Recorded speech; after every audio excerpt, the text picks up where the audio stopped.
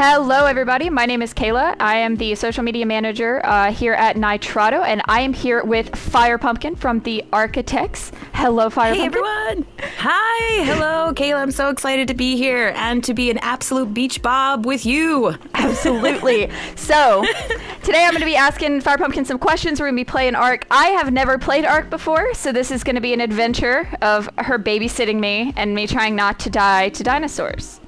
Well, I'm going to amend that. Being a content creator, I have been in creative for, let's say, almost 2 years now. So this is really going to be fun. There's going to be lots of dino death. I mean, us dying by dinos. That's what. Yes, very little dino death, I imagine. I've gotten a little bit braver from the first time I played this game. There are delos on the beach, and they are terrifying when you first start. And I've gotten brave. So, I mean, I might still jump, but I will take them on. I'll even take on a turtle now. Oh, no. It's taken me, 3 years or so, but I feel like I've grown. Oh, I will not take on a turtle. I fear the turtles. Oh my gosh, they're so unassuming. You're like, oh yeah, I need some hide, I need some meat. That's fine. And then they hit you with their bite, and you're like, okay, I was not prepared for that. I'm about to die. And now I am going to perish. Great. Yeah, they're deceptively strong. They're very cute, though. They are. The babies in this game are cute. Seeing them so teeny tiny. Oh, yeah. Oh, my goodness. So, to get started, I have my first question for you. So, you sort of have two parts to this answer. Okay. But, so, what is the story behind your name as well as the name of the Architects? Oh, okay. Well, maybe it's not entertaining. You guys will be the judge. So Xbox gave me my name. My original handle was Azalea. Azalea was kind of this name I had. I'm an old guy. I'm an old fuddy-duddy people. So I was like back in the day when, chat rooms were a big deal in the internet. But anyway, so like Azalea was like my first handle when I was 18 and my first email address. And I just literally kept it forever. But then I was playing Ark, and as you do when you're playing, it was PvP, unofficial, and as you do, you get attacked, and but this was a particularly fierce one. They stabbed us in the back, lied to our faces, and then just one by one took out everybody. We weren't even trying to be alpha, which is a thing unofficial. We weren't trying to be alpha at all. We were just trying to play the game, but we were big on taming, so we had lots of animals, and we were just a threat because I guess we had a lot of resources. Anyway, so it was definitely one of those vengeful woman moments. And so I had found a way, like one of those rat holes to like hide and build. But every time I logged into the server, they were like, Azalea, I see you. Where are you? And I was like, expletive. So I went and I changed my name on Xbox. I didn't realize at the time that I could just get another email address and do it that way. But anyway, so I changed my name, but I had no idea what to do. So it was just random. And FirePumpkin came up. I'm like, all right, that's not half bad. And I didn't think it was going to be a permanent thing. But that's how I got my name. And Xbox. here you are. Yeah, now I'm stuck with it. I'm stuck. Now that's your name for the rest of your life. It is now. Yeah, it's not so bad. I think my children call me FirePumpkin now, or Fire. No, they don't, but it's okay. It's grown on me, particularly the fire part. I think fire is kind of cool. It's a lot for a nickname. It's a lot edgier than I guess I think I would have come up for myself. Oh, yeah. My poor husband has probably the most embarrassing PlayStation name that he possibly could have. What is it with... Now, did he come up with it himself? Because guys like to name each other. Okay. Yes, when he was 12 or something, really young kid. I remember the first time we played together, he logged on. I was like, that can't be you. It's like Dark Angel, but with all the A's or 4s. Oh, yeah. And I'm like, oh, dude, that's so cringy. That's so cringy. But he's stuck with it for the rest of his life now. Oh, because now he's known by it. Yeah, and I will never stop bullying him for it. Oh, my goodness. My husband is Irish, and the Irish are funny. My husband's Irish too. Really? Yeah. Oh my gosh, so we know exactly what we're talking about. Okay. So Architects. Okay, Architects. So first off, Architects is like Archaholics. I'm trying to think of their names, but there are a lot of names, a lot of clever, just when you play tribe names, right? People are clever, they're funny. So there's lots of clever names, tribe names that come from the game name itself. And of course, Architects was definitely before me. I did not come up with that. In fact, there was a builder. He wasn't part of our group, but he didn't have the time, but he was a friend of mine, and when it came time to come up with a name, I tried. I can be a creative person, but I just could not come up with a better name than Architects for building in Arc. So I said, listen, I hope it's okay, but I've got to mooch this name because it's the only one I think that works. But anyway, that's it. Yeah, I did. I said, I hope it's okay. Now, his name was The Architect, and we have been contacted, or I don't know if contacted is the right word. We have been, shamed. You can't be the original architect. So I'm the original architect. But it's one of those names where I don't really think you can kind of own it. It's just so many. It's just one of those natural names you kind of come up with for tribes.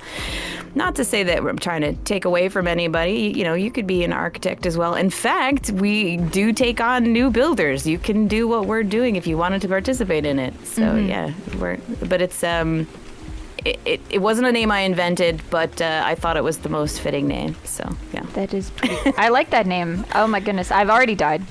Just so. Did you? Oh, I came over to try to. Oh yes. Did you try to the Stilo? No. I will avenge you. I need to find my corpse. I'm not sure where my corpse is. So what I do in this phase is I'll take the engram and I'll put the engram in my hotbar. Here, take 2 spears. And so as I'm resourcing, I'll craft if I need it. Okay. And I try to keep a couple on me. Okay. Depending on the weight. You got to make sure you're upping your weight. Right. Because I'm kind of weak. I can take care of this dodo, though. I can do that. Yes. Very easy. All small animals here. It's I found your hut, I think. So I'm sure your campfire must be around here. Well, I didn't make a hut, so... Oh, you didn't? Yeah, I know what you're talking about, though, because I also saw that, but I don't know where that came from. Tribe of Zed. Wads. All right, so let's tribe up. Have you made a tribe yet? Do you want me to make a tribe? You should make a tribe. I've not made a tribe. Okay. Did Ash come on here and fiddle around with stuff? Is that what's happened? Possibly. Because I didn't do that. Did he give you a used server for your interview? Oh my gosh. Oh my gosh. I'm going to tussle with him. How dare he? Who is Zed? Who is Zed? Who is Zed? I'm just going to message him. Who is Zed? I'm going to recruit you to the uncool. What do you think? Yes. I would love to join the uncool. I am very uncool. That's awesome. Yeah, goodness. We sit at the front of the bus. Yes, the front of the class. Sit at the front of the bus, front of the class. I don't sit at the front of the class because I'm a good student, of course. I sit there because I can't see. Right. Okay. Yep. And then, of course, we eat alone at our own table because we're so uncool. Actually, no, we don't get a table. We eat in the corner of the cafeteria on the floor by the trash cans. Or if you're me in the band room. Oh my gosh, you were a band kid? I was a band That's awesome. kid. I was a band kid up until high school when the work was too hard and I dropped out because I'm a loser like that. But I was an art drama kid. That's what I was. Oh my goodness. I actually wound up leaving athletics to join band. So I was a swimmer, and then I was a flute player in middle school, and then once high school came, it was like, well, it's going to be really annoying for you to try and, play flute and I was in an accelerated program for my studies, and being in band class would ruin that whole thing. Oh, so nice. They were like, screw you, you can't do that. But they were like, but if we hand you a flag, then you can be in marching band. Oh, so that's you were what a marching band. Wait, were you like batons and flags? Yep. Or just batons, flags, rifles, saber. Did you end up going to like a Macy's Day parade or anything like that? I did the Mardi Gras parade. I did I did 2 Mardi Gras parades, which was a lot of fun. That's cool. They did make the mistake of taking a bunch of like 15-year-olds down Bourbon Street, which was not advisable. That's rough. My poor dad was like, what's going on? as a content creator, you obviously have to create content regularly, steadily, and a lot of people that I've spoken to have said sometimes it gets a little hard to, have inspiration and keep motivated. So where do you get your inspiration from? Oh, okay. All right. So little bit of a disclosure. Being a mom, I was... Although my oldest, your campfire is right this way by there. Yeah. Although being my oldest being autistic and special needs and having his own, being a parent has just been very different, and it did have its own challenges. We did get to a part where it's like I felt like things were under control, and I had like free time every day, and so I was like, I had the calendar out, and I was like, I'm gonna do this content, then I'm gonna do this content. I was like gonna make a real effort of regular content, and then I got pregnant with my second kid, and when you double your kids, I don't know, it's just I'm happy, but at the same time there's like no sleep, no time, and my content comes out in like drips, and even more so now that focusing on architects as a cluster, there's so much more to do that has nothing to do with content. So I would say right now I'm not getting out regular content, although I am doing something like almost every day that has to do with arc. But as far as coming up with interesting ideas, I found an otter, but I don't want to kill you, buddy. You're just too cute. I'll just leave you, buddy. That is not a good hide source. No, not a good hide source, and just too cute. Yeah.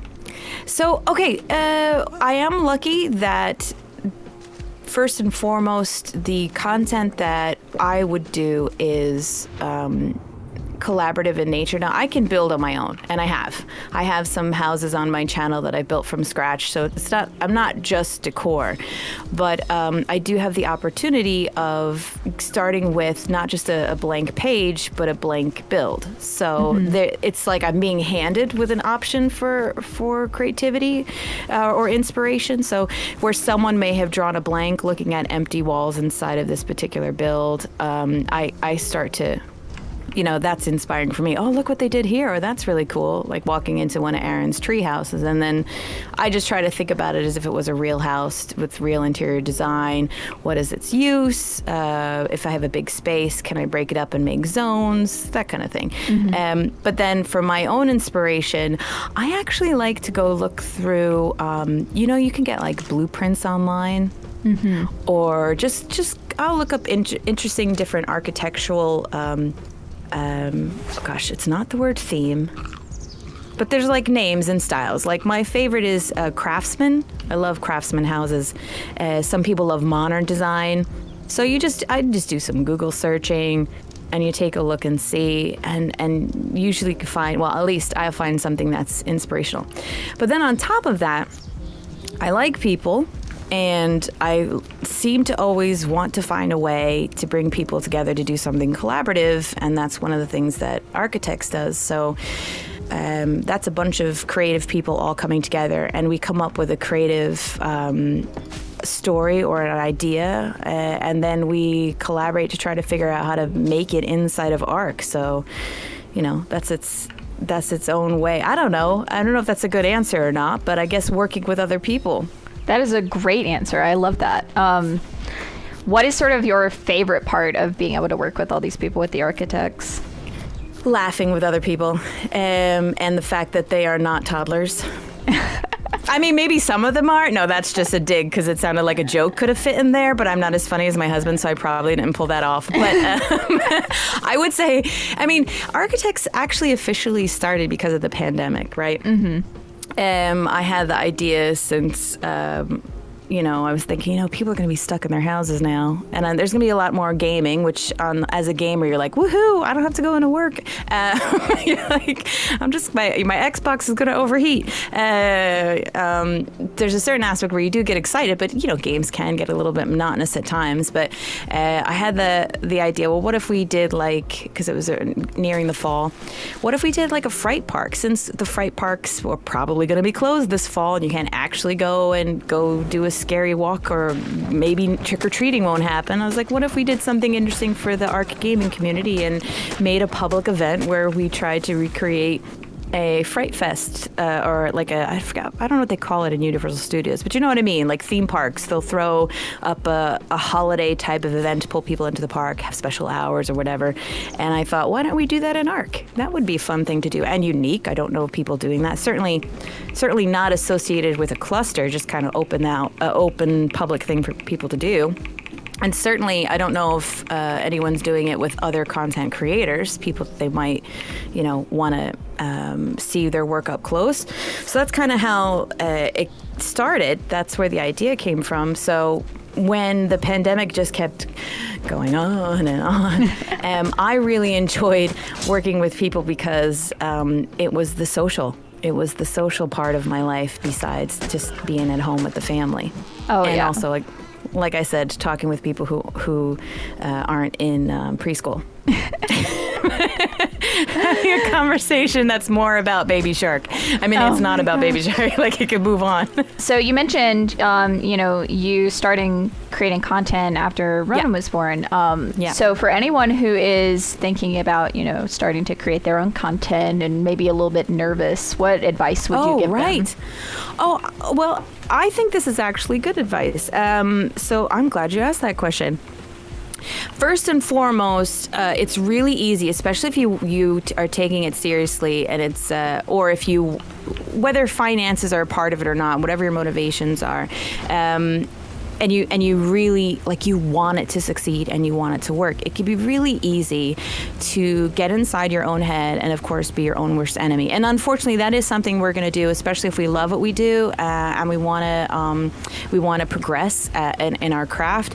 We will always be our worst enemy in a sense. We'll be very harsh about what we do, be very critical. So it's something you're going to have to keep on top of. It's something you're going to have to work on to not beat yourself up. But in the beginning, it's incredibly easy to get sucked into comparing and trying to find what is your niche, what makes you different, what makes you stand apart. And you can really focus on all the little things. I don't have the right setup equipment. I don't know how to edit. I don't know how to do a thumbnail. So the first part of my advice is, one, take a deep breath. Because you have to remember, everybody starts at the bottom. Mm-hmm. Nobody starts off knowing how to do everything. And if they are, we'll find their golden child. Good luck. That's great, but that's not the norm. So pretty much everybody that you admire has had to learn and would have had to go through stumbling blocks and would have struggled to find their niche and what made them special and what type of content both was something they were passionate about and people like to watch. And as far as all the money and the equipment and stuff, if you don't have it, don't stress about that either. Because the reality is, while that stuff does help, knowing the algorithms, how to do a thumbnail, all of that stuff does help. It really does. And so if you want to learn about that, learn about it, ask other creators about it. But don't stress if you don't know how to do it from the beginning. Really, the only thing that matters is doing something that you love. Mm-hmm. Now, if you want to grow and pick up numbers, you could try to do things and focus on what do other people love. Some people do that and it works, and that is a valid strategy for content creating. What is the market looking for? But then if you're in this as well as to be an artist, because that can also be a trap, because then even if you get the following, you've gotten that following by catering to what they want, which kind of puts you in a cage, a creative cage. Mm-hmm. And I have seen other creators where when they've tried to step out of that cage, take a new direction, they've lost followers or get a lot of negative feedback, and it emotionally wears on them, and it they suffer with that criticism and the struggle where I wanted to do something that was fun, but it's hurt my business. So there is, that is a path. You can go that route, but if you really want to make content and the major motivation is because it's what you like to do and it's what you're interested in, then just focus on that.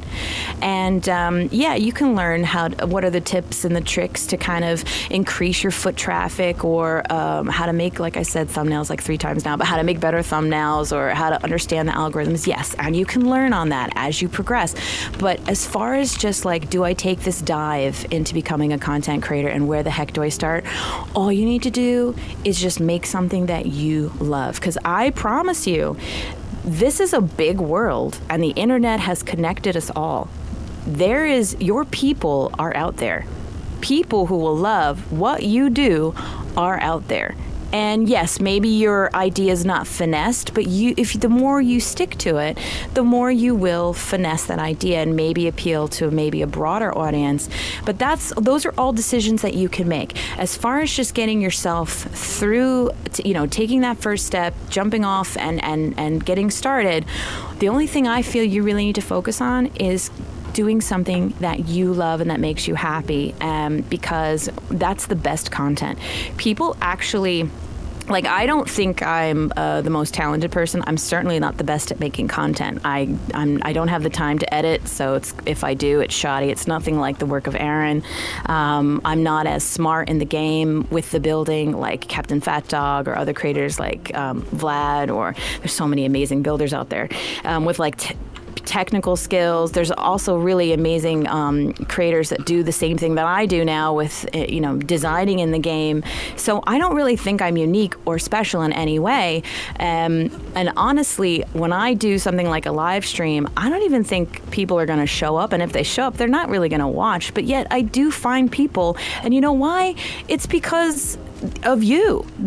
You're putting a piece of yourself out there in what you do, your voice or your face, if you choose to do that, but just the content, what your talent and how you view your content. Like in my case, how I view interior design in this game and how I would decorate something. And people are going to respond to you, and they're going to like you, and they're going to like your talent. And that's really what you want them to be watching your content for, in my opinion anyway. And that's the solid base. Those are the people who are going to uplift you when you're down.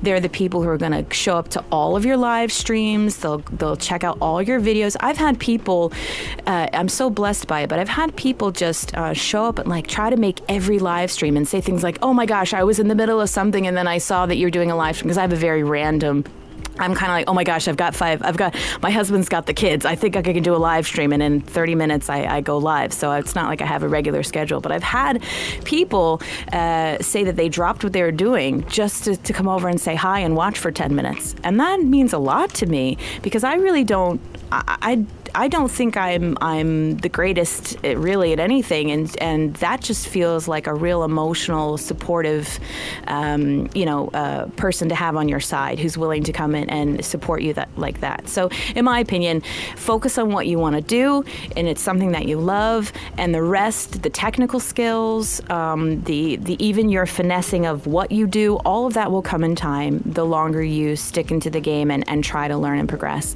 but that's all you need to get started. That's a very, very long answer, but hopefully it's inspired some of you out there who might actually have listened to that. Just Oh, yeah. Don't be afraid. You got to get up and put out more content. You got to put yourself out there again. You got to come up with something new and try to continue to do stuff. And so, if you constantly have the words, well, gosh, I don't know what the actual... there's a saying, and so I don't know it, so I'm going to butcher it, but it's basically like, you can have all the compliments in the world, right? Or just if you think in life and your job, you do all these great things every day, you slay it every day, but it's the status quo. You're getting your stuff done and it's expected, but then you make one mistake and everybody's talking about the mistake. Even in your mind, you could get lots of compliments on something you did. You put something out there and everybody's singing your praises, and then you have one critic. What goes through your mind day in and day out until you let it go? It's the negativity, the one critic. And it's okay to have critics. It's okay to fail. It's okay to not be successful at everything you do, or have some people not like what you do. That's actually normal. In fact, and if you're trying to create something, making mistakes is part of creating and getting to that better idea. So that's all good. That's something that we should accept. Oh, it's being people. It's being a person. Yes, exactly. But still, if the negative comment has gotten in your head and you don't have the ability to shake it, well then just remove it and just surround yourself with the positive stuff so that you can get back out there. Oh, yeah. Until you're strong enough that you've got thick skin and it doesn't matter. People can say whatever. It is amazing to me how you can be just the best. You could be the best content creator in the world. You could be so proud of yourself, but then it is that one mistake that just gets you. Yes, and that's everybody. That's everybody. Oh, yeah. We're all like that. Talking about the imposter syndrome when we started, you know, any new job, I'm like, until you know the job, like you go to the interview and you're nervous, but you think you can do it. You get the job, and then you're on the first day of the job and you're learning all this new stuff, and you're like, I'm never going to remember this stuff. I'm going to be crap at this job. I go through it every single time. My husband's gone through it every time he changed his job, and I'm always telling him, look, where you've exceeded and excelled. My husband's super smart. I'm jealous of his brain. He has never failed, in my opinion, at any job, any challenge that's been put in front of him. And so when he goes through those insecure moments, I just like, look back at your history. Once you've had time to learn something, do you ever fail? No. What happens? You actually are better than everyone else. You actually push the bar a little bit higher. He's really good with sales. So you always impress people. So just give yourself the time. You're going to get there. You'll know. You'll feel comfortable. And it'll be the same thing with this, you know? It's a mountain, and you've got to just walk up one step at a time. Or if it's a house, you build it one piece at a time. Whatever analogy works. Don't let your insecurities or your failures or the naysayers keep you from actually continuing. Just do it. If you love it, just continue to do it, because you'll get better. Oh my goodness. Was Ark your first video game, or did you, because I know you mentioned your family was like, yeah, okay, rot your brain. So growing up, we weren't allowed consoles, right? My mom thought we should be out playing, and that video games rot your brain. But my dad did get us a PC, right? And so games that I played were like Teenage Mutant Ninja Turtles, Caveman, Ugg Olympics, which is a fantastic classic game. And of course, when we go to friends' house or cousins' houses, and they had like, I played Sonic the Hedgehog and things like that. The classic. On Genesis. Classic games, yeah. But it wasn't anything that we had. So yeah, when I had the ability to game more towards adult or in college, I was definitely more on the PC side. So I was big on playing. I played Minecraft. I played Sims. Sims was probably my addictive game. I was addicted to Sims. In college, I would skip whole days of classes just to play Sims. Oh yeah, it's such a cozy game, but it's such a time sink. Yes, it is. It is. But anyway, so I was very familiar with the gaming itch. You know, I was technically a gamer, just more PC.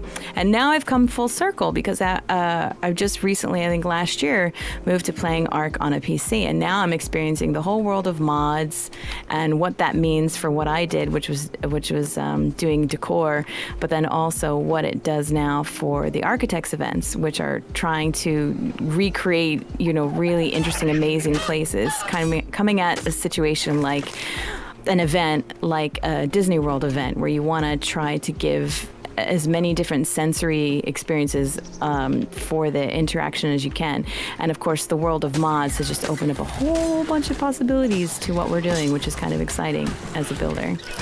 Oh yeah, I imagine that is super cool to be able to see both sides of it, because I imagine I am not a console gamer. I never have been. My dad was a computer engineer, and so that I've always had a computer. Cool. Yes. But you know, my husband's a console gamer, and so seeing the two sides of gaming is very interesting. And I imagine playing the same game but on two different platforms, it has to be pretty interesting. Yes, and I think it's made me a little bit more sensitive as well. Well, sensitive is one way to put it when it comes to realizing limitations on Xbox. Oh no! Oh, you ran into a Spino. Yeah, I got murked. That's a bad one. Did that one sneak up on you? Yeah, and I couldn't get away. I got stuck on a rock. Because you were talking very calmly for being next to a Spino, so. Yeah, it got me. Oh my goodness. Well, besides being sensitive to knowing what the limitations are, like decorating in with mods is a lot more fun and exciting, and decorating in Xbox is a lot more challenging. I don't think mods detract or take away. You still have to have skills in interior design. You still have to be a creative person to make decor look good.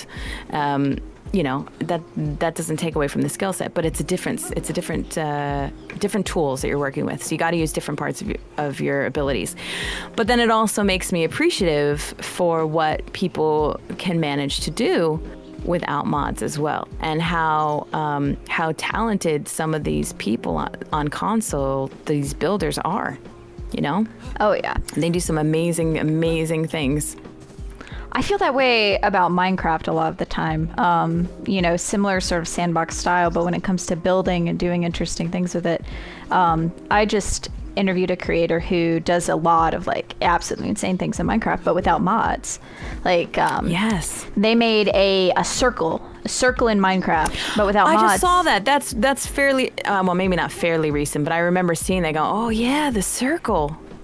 That was so cool. And I have no idea how that happens, but it's just so cool to see what people can do with a game that, I mean, granted, I haven't played a lot of Ark, but I mean, the game has its limitations. Quite frankly, this game does not look very good a lot of the time. And that was like when Captain Fat Dog, we were working on our Star Wars event, and there had been in his Discord, he gets a lot of people who are interested in building and building mechanics, right? And how basically breaking building mechanics can make you do things you're not supposed to do, or make the pieces do things that they don't normally have the function to do, right? And so he's got a lot of talented people that will try mess around and come up with something, and then they'll share and they'll talk about it and collaborate on it. But anyway, so I don't know exactly who discovered the mechanism. I think it was another builder. I can't remember. I don't know their name. But then Captain Fat Dog was able to take that idea and then come up with a rig that allowed us to create a dome. And we were building R2-D2. And so he showed me how to do the rig. And then I put in all the grunt work, which I didn't mind. That was exciting. And then we were able to build R2-D2, and then I took that information and then I built like a sphere out of it to build the not the Death Star, but it was like one of these major rays or beams or something. Anyway, it was just fascinating. I was it was electrifying working on that project, just being able to see what could be done. That's you first time seeing it in a game. I can basically, what I'm saying is I totally get how excited people must have been seeing that being built in the circle. I feel that way about a lot of games, and it took me a long time. I don't know if you've experienced this as a woman. I felt this like intense pressure to be good at games. Like if I was going to play games, I felt like I had to be good at them because, well, I'm a girl, yes. And so, girls don't typically play games. So now because I'm playing games, I have to be good at it. Because if I'm not good at it, then people won't accept me and they won't, think that I belong here. Yeah. But it took me a long time to be just like, listen, I am the comedic relief. I am bad at this game, and that's okay. And it doesn't matter that I'm bad at it. I'm still just as much of a quote-unquote gamer as, someone who is a really sweaty PvPer or a really good builder or whatever, because I'm having fun. Let's be honest. You could have all the best, amazing PvP skills, content creator Teachers Game 2, who I got to know from doing Monarchy. I was lucky enough to be asked to do that for a season, and so that's a definite set of skill sets. It's set of skills that are very important in this game and very helpful, especially if you're playing, on a live PvP version. So as a person feeling like you're bad at the game, that could be a very intimidating part of it. But being part of a tribe, which is one of the cool aspects of this game, is you also need the people who are willing to feed the animals. You need the people who are willing to go and farm metal nonstop or stay up with the babies for their incredibly ridiculously long gestation periods and growth periods in the official version of this game. And so a tribe really is about getting all different skill sets. And so you could be technically bad at the game, but if you're there, showing up, there's work to be done. And you can have a lot of value. I remember being a base bitch for so long in the official version. I was okay with it. I enjoyed going around and doing the grinding and organizing the crap. I think it took at least a year before I ever went into a cave to get an artifact. Because that just wasn't something I cared about. I just organized the stuff that they brought home. And you know what? I wasn't the only one. I was always meeting people that's what they did. In fact, when I moved over to building, that opened up I started meeting lots of people in the PvE world, which, I was previously only in PvP. And in the PvE world, people who are really intimidated by that part of the game. And So I was able to kind of encourage them to just get out and try it.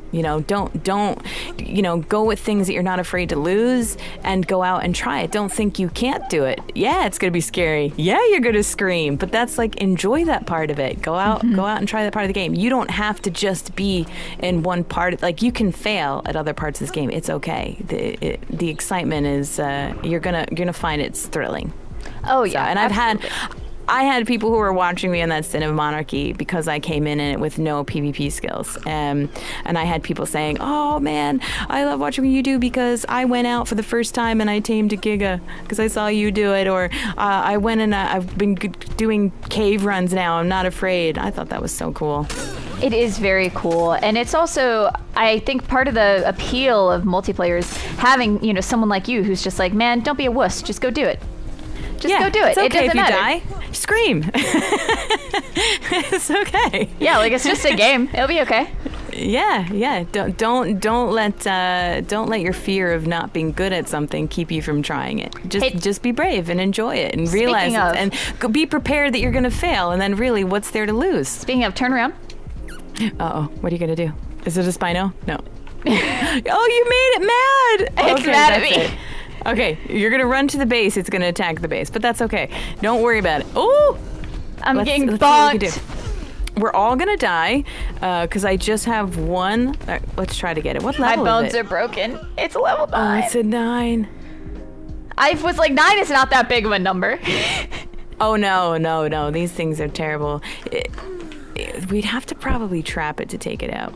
But she's fine now. She's happy because she murdered me. She's happy she murdered you. Yep, she got her sweet revenge. I have one final question for you. So, Okay. with Arc 2 coming out soon, what are your thoughts regarding this new release, and what features are you hoping to see added to the game? Okay, so I'm not as fully informed on it as I probably should be. And honestly, I think that's just my mom brain. From balancing the kids to balancing this current architects project and the launch that we're working on, I feel like I don't have enough brain capacity to go crazy into learning about other things. So a lot of the information I've actually garnished from speaking with other people who are totally into it. So I can talk a little bit on it, but I don't know if I've got all the information on the new features. So the thing is that I think I'm looking forward to as a builder is the fact that this blueprint thing. And I think it may, I've been wondering how it's going to impact the builder content creator. On the one hand, it's, is it going to make us obsolete because people are, I don't know, and maybe not, because it might just shift how we do things. So right now, content creators do how-tos. So they come up with a build design, and then they come up with a video to show you how you build it, and then they get the views because every time you go to build it, you go back and rewatch the video. So it has good residual views for a content creator. If you build something that somebody likes, as they play the Arc, more often than not, they're going to come back and rewatch it, as opposed to content that, like, someone who might be covering Arc news, where that news is only relevant right when it comes out. So, like, you chase the numbers, what's relevant and what's happening currently, what's everybody looking for. You create that content, you throw it out there, and you get a lot of hits and views up front. But then, pretty much once the news is done, it's done, and it's more like an archival reason someone might look it up, but the views probably fall off a cliff, to be honest. But when you do an how-to video, if somebody likes what you've done, more often than not, they're going to keep coming back and watching it. Or someone who's newly discovered it is going to go back through your old videos and watch some things that you may have done like a year ago. So now that there's this blueprint feature, I'm wondering if that's going to reduce our views, because someone will just recreate it once and then put it on a blueprint, and then they'll probably never need to come back and watch your video. But I don't know how that blueprint works. It may not carry across with your characters. I don't know. But then on the flip side of that, it could also be an opportunity to support creators, especially those who have patrons, or if they have members. They could do special builds, and if it's plausible to be able to take a blueprint and pass it on to another player. Again, I don't know if that's plausible, but if you could do that, that could be a source of support, of income support that they could give to people who support them, through Patreon or something. So it could be another way for someone to help continue making content. So that's the one thing I'm worried about. Are the building mechanics actually going to be better? Are they going to be the same? Are they going to be at least as good, or are they going to go backwards a little bit and be oversimplified? And I won't have the same kind of creativity or way that I'm building. It's not going to be an improvement. It's going to go backwards. So I think those are probably the two main things. I think I'm going to love the game. The third person thing is going to be weird for me, but I'll get over that. I'm very excited about the primitive nature of it. I don't hate metal in tech, but I do feel like it's not as cool looking, and it has its merits, I think, on the game, the storyline of the game, but also just being a beach bob around dinosaurs was super cool. You could have stopped it around metal or even stone. I really loved Prim Plus. I really, really loved Prim Plus. So the fact that I think this is going to be more primitive, that's exciting for me from a gameplay point of view, but from a builder point of view, I'm a bit anxious. I'm a bit nervous. Well, we'll have to see what they wind up doing with the with all the new building mechanics and the blueprints. I'm excited to see.